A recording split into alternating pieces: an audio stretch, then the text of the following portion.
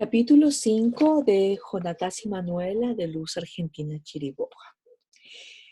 Can era la voz que pasaba de boca en boca, venía semejante a un suspiro, se ausentaba y regresaba, tal una ola que se va y retorna con más fuerza. Can, can, repetían en dialecto unificado todos los esclavos que vibraban al escucharlo. Era un aliento nuevo que, al ser repetido, levantaba el fervor. Rosa Jumandi se preguntaba si hubiera confesado su doble crimen, cómo la habrían desfigurado y cuál hubiera sido el destino de Juana.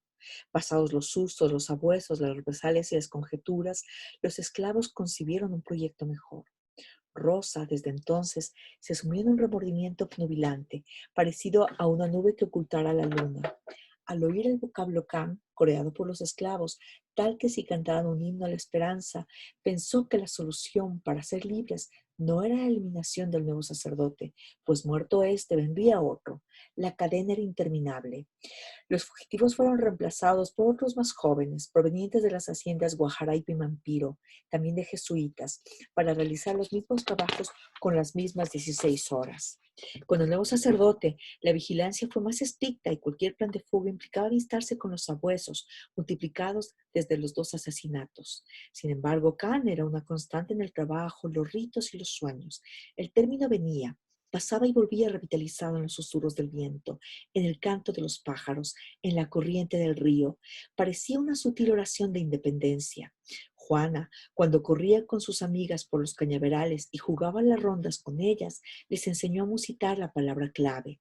Las esclavas alegraban sus rostros con sonrisas socarronas al oír a sus hijas pronunciar el mismo término. Carmen Taté ensayaba por las noches la letra y la música de una canción que empezaba así. Nuevos tiempos vendrán por Can, tendremos libertad por Can, Ogún y Odán nos ayudarán por Can, volveremos a África por Can, allá gozaremos por Can, abrazaremos nuestros padres por Can.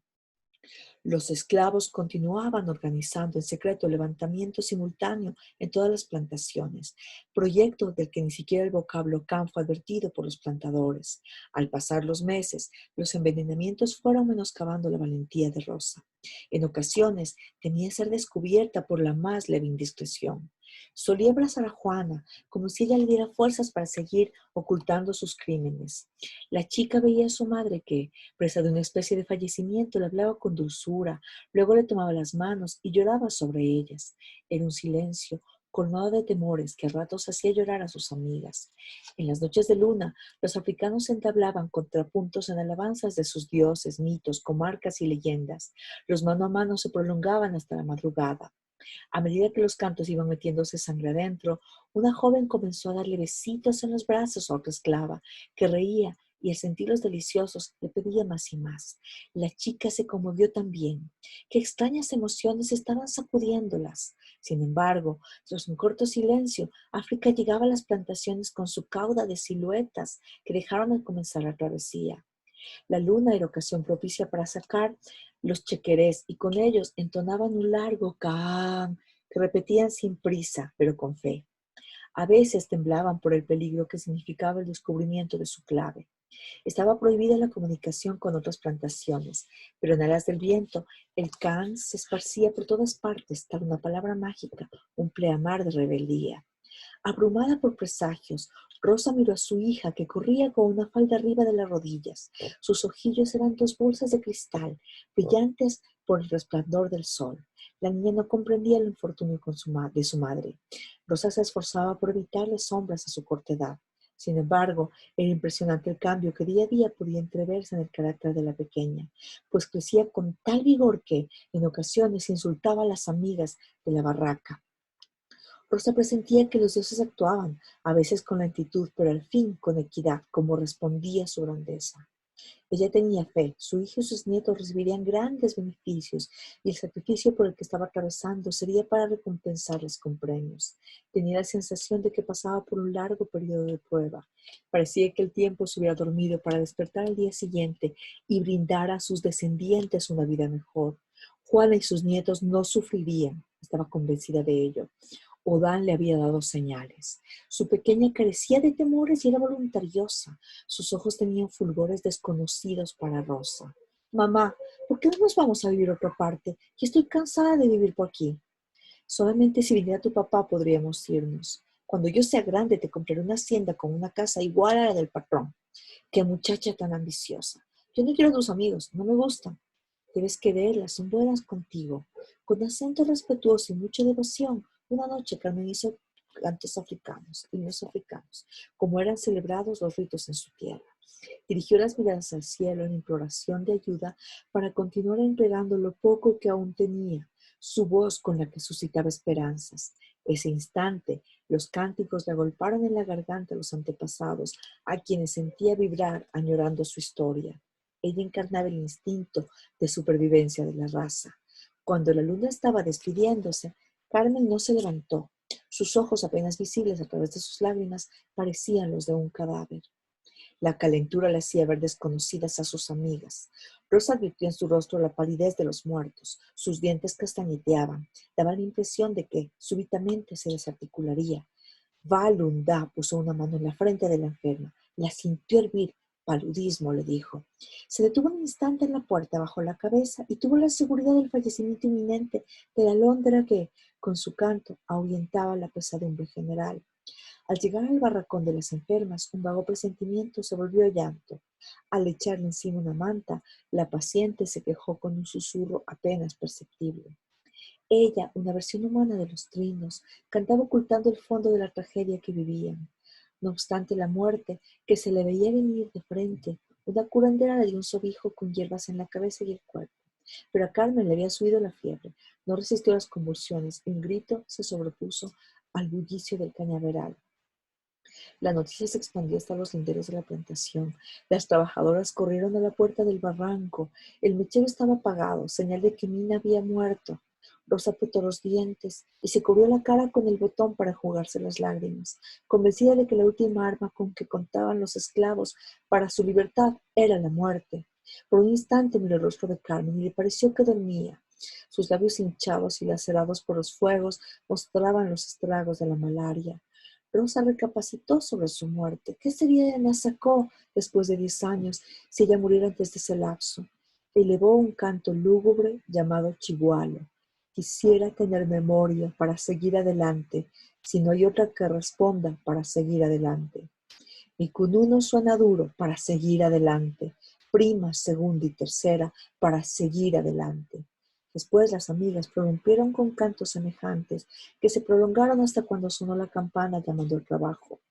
Al cabo de una semana de la muerte de Carmen, el llamado de los chequerés con su amigo el Can se repitió por todas las plantaciones, convocando el levantamiento colectivo. Momentos antes, el ladrido de los perros agitaba el sueño. Las esclavas escucharon los tambores, recogieron los pies, juntaron las rodillas al pecho y oraron, aglutinando rezos cristianos con ritos africanos. Tiempo atrás habían descubierto que las oraciones enseñadas por el sacerdote tenían mucho de las traídas por ellas. El barracón estaba colmado de un silencio alerta, como un tigre en preparación para el asalto. Esta vez el tiempo corría a favor de los esclavos. 2 meses antes, una madrugada asediada por perros, Rosa habló incoherencias en un dialecto que ninguna de sus amigas entendía. La mujer más anciana, que oficiaba de curandera, le acercó el candil al rostro y le dijo que su Juana estaba con fiebre, pero Rosa se echó en la tarima sin entender el anuncio. Rosa, Rosa, tu hija está enferma, le repitió en vano. Con los cabellos alborotados, Balunda sudaba copiosamente, a pesar de que por la entrada llegaba el viento del valle de las calenturas, llamado así por las fiebres mensajeras de la peste que diezmaba a los cautivos. Rosa, con la mente confusa, tuvo la idea de que nunca había tenido una hija llamada Juana. Era madre, sí, pero madre de Nasacó. ¿Quién cambió el nombre de su hija? Era tontería aceptar que Nasacó tuviera otro nombre. Recordó al sacerdote muerto. Había ido a buscar licor para olvidarlo, pues por las noches veía las imágenes de esos dos muertos en el suelo. Miró a la curandera por entre la niebla del aguardiente. Aquel instante había olvidado el nombre de la anciana. ¿Para qué recordarlo si pronto la separarían? Los amos prohibían largas amistades. Dirigió la mirada a la lámpara. ¿Por qué ahora solo pasas borracha?, le increpó la curandera. Debe haberle contestado que sus sueños estaban perdidos, que no había razón para la esperanza ni para vivir. que debía olvidar todo. Volvió en sí y caminó trastabillando. Fue a sentarse fuera del barracón de las enfermas. Luego entró y, al ver a Juana, viruelas, cómo quedaría de horrible después de la epidemia.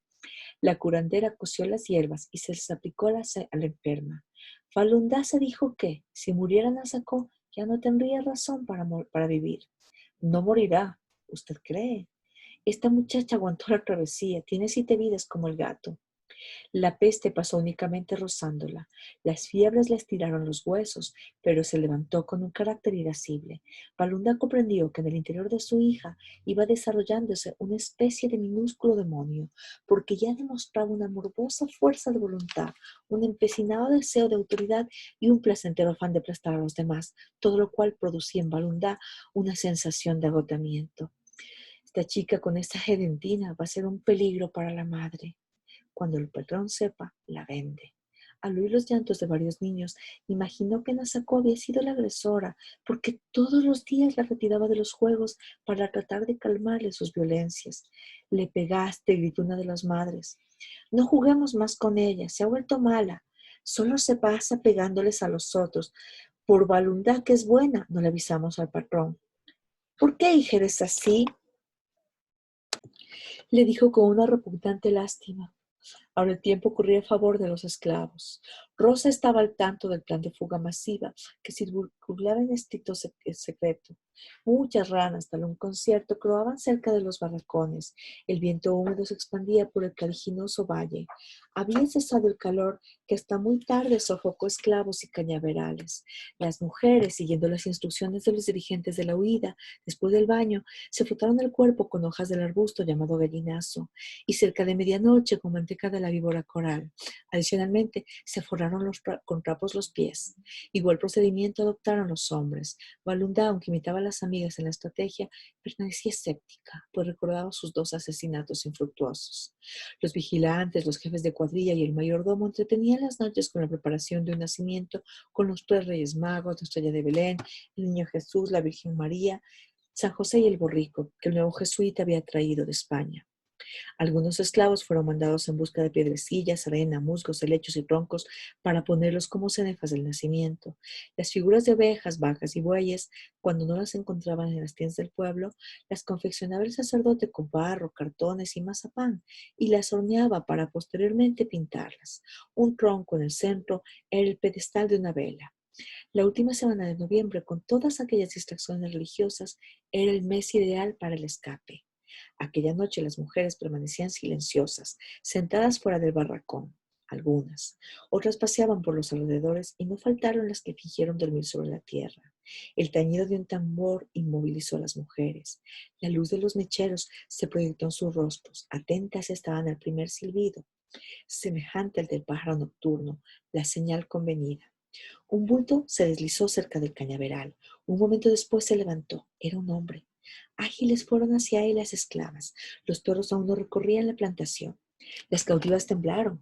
Todas ellas exhalaban un agudo olor a gallinazos y corral. Las mujeres, una por una, desaparecieron por entre los cañaverales, unas con la nariz cubierta para evitar la náusea. El guía objetó la fuga con niños y de mujeres embarazadas, pues la experiencia les había enseñado que se quedaban en el camino y servían de pista para descubrir el conjunto. Pero Rosa imploró mantener a Nasoko a su lado, si no iba con ella se quedaría. Todos avanzaron hacia la colina, en el primer tramo de la fuga antes de que aparecieran los perros. Después correrían hasta las alamedas y les atravesarían. Enseguida sortearían los espineros para, ahora sí, internarse y desaparecer en la selva. El guía, Nicolás Tutú, corría a despunta, señalando con las manos en alto el camino a las mujeres, que trataban de mantener el ritmo en el ascenso. Las veteranas sintieron agitada la respiración y, paulatinamente, fueron quedándose rezagadas, a pesar de las exhortaciones de Tutú. Las jóvenes, aunque jadeantes, treparon sin dificultades. Corrieron hasta la cúspide, donde minutos antes habían ascendido los esclavos, que apenas las vieron llegar, continuaron el avance a la selva. El líder tomó a Nasako en sus brazos y siguió con ella la carrera. Rosa se detuvo. Un adolescente sufrió una fractura y quiso levantarla, pero sonaron los primeros disparos. Tutú dispuso tomar diferentes rutas y desapareció en la oscuridad, a tiempo que los perros coronaron la cima. Al verse sin su hija, Rosa gritó: mi hija, devuélveme a Nasaco. Las aliadas la alentaron a seguir adelante y se esparcieron tras el bosque. Alguien puso a Juana en los brazos de su madre. Las viejas y las enfermas, al escuchar un tropel de caballos, disparos y ladridos, buscaron refugio en apretados matorrales. Rosa cubrió la boca de su hija y corrió también.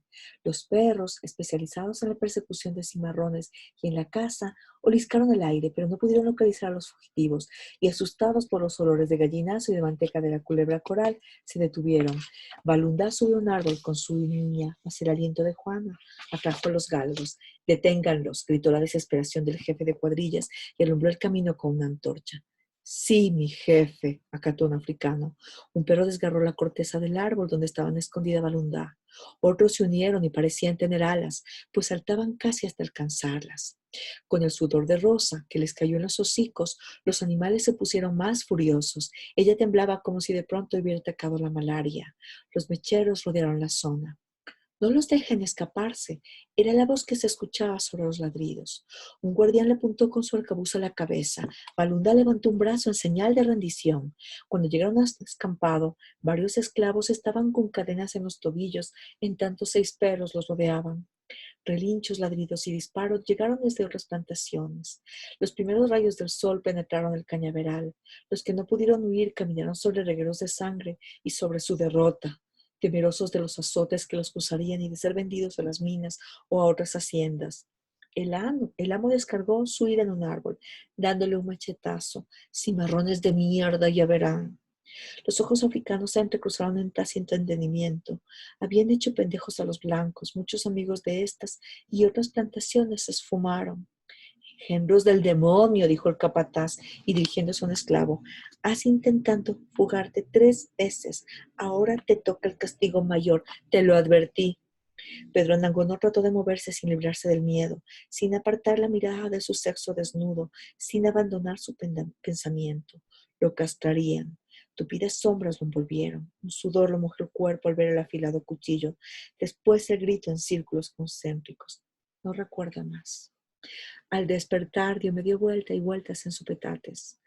Largo rato estuvo frotándose los ojos. No sabía dónde estaba, pero deseaba estar donde nadie lo viera o bajo la tierra. Encogió las piernas. Algo le faltaba o le sobraba. Se estiró y no entendió qué había costado. ¿Qué hacía costado a esa hora del día? Paulatinamente fue aclarándosele la tiniebla. Era una locura. Le dolía algo entre las piernas. Sangre. Había sido castrado. Sintió un sudor frío. Sangre, sudor, sudor, llanto, sudor, carajo, sudor, hijos de puta.